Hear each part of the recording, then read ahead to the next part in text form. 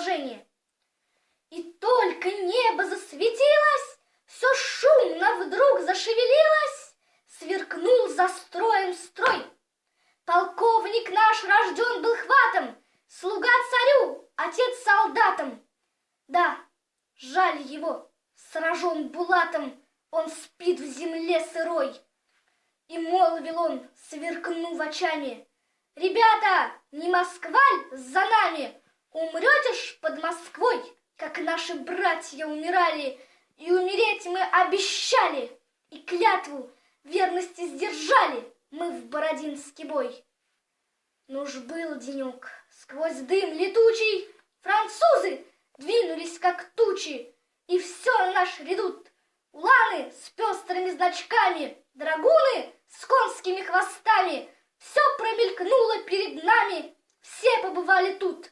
Вам не видать таких сражений, носили знамена, как тени. В дыму огонь блестел, звучал булат, картечь визжала, рука бойцов колоть устала, и ядром пролетать мешала гора кровавых тел.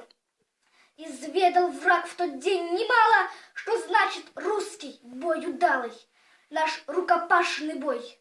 Земля тряслась, как наши груди, смешались в кучу кони, люди и залпы тысячи орудий слились в протяжный вой.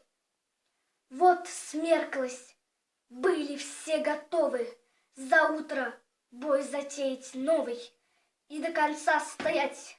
Вот затрещали барабаны, и отступили басурманы. Тогда считать мы стали раны, товарищей считать.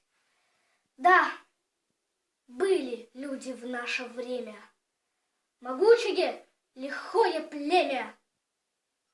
Богатыри не вы, плохая им досталась доля, немногие вернулись с поля. Когда бы на то не Божья воля, не отдали б Москвы